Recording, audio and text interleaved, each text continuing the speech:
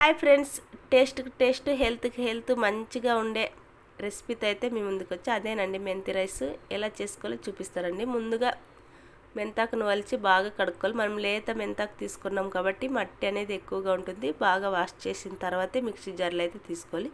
ఇప్పుడు ఏమేమి ఇంగ్రీడియంట్స్ వేస్తానో చూడండి. యాలకులు, చెక్క, లవంగాలు అయితే వేసి 4 పచ్చిమిర్చిలు అయితే తుంచి వేస్తున్నాను. ఎప్పుడైనా మిక్సీకి వేసేటప్పుడు పచ్చిమిర్చి కొద్దిగా సాల్ట్ వేయండి, రంగు చేంజ్ కాకుండా ఉంటుంది. ఇది ఒక్కటి గమనించుకోండి. ఇప్పుడైతే మిక్సీ అయితే పెట్టేసినాను చూడండి. ఆ తర్వాత స్టవ్ వెలిగించుకొని పాత్ర అయితే పెట్టేసినాను. కొద్దిగా వేడెక్కిన తర్వాత ఆయిల్ వేసుకొని ఆయిల్ కూడా వేడెక్కిన తర్వాత జీలకర్ర, సాజీర అయితే వేస్తున్నాను. ఇది చిటపటలాడిన తర్వాత మనం బిర్యానీకి అయితే వేసుకోవాలి.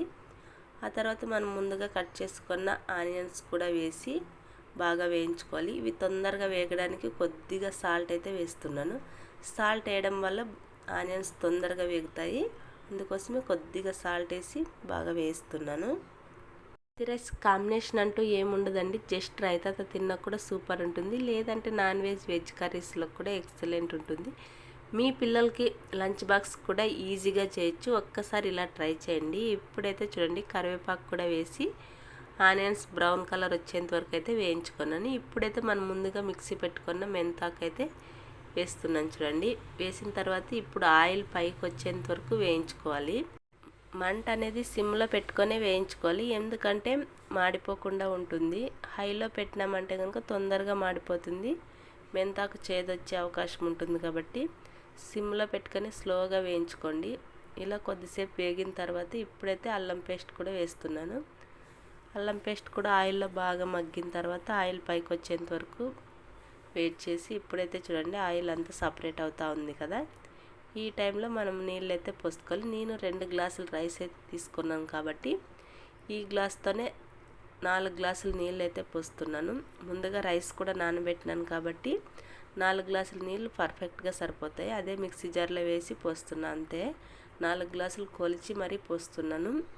మీరు కూడా ఇలా ఎన్ని గ్లాసులు రైస్ తీసుకుంటే అన్ని గ్లాసులు నీళ్ళే పోయండి. ముందుగా ఒక హాఫ్ అన్ అవర్ అయితే రైస్ అనేది నానబెట్టుకొని చేస్తే రైస్ పొడి పొడిగా వస్తుంది, టేస్ట్ కూడా బాగుంటుంది. ఇప్పుడైతే చూడండి ఒక చిన్న నిమ్మపండు అయితే పిండుతున్నాను. ఇలా పిండడం వల్ల రైస్ అనేది టేస్ట్ కూడా బాగుంటుంది. నీళ్ళు వేడెక్కకొని ముందే నిమ్మపండు అనేది పిండాల, అప్పుడే చేదు రాకుండా ఉంటుంది. ఇది ఒక్కటి గమనించండి. పిండిన తర్వాత ఇప్పుడు సాల్ట్ కూడా చెక్ చేసుకొని ఇప్పుడే సాల్ట్ వేసుకోవాలి. ఈ సాల్ట్ వేసిన తర్వాత వాటర్ అనేది కొద్దిగా ఉప్పగా అనిపించాలి. అప్పుడే రైస్ వేసినప్పుడు పర్ఫెక్ట్గా సరిపోతుంది.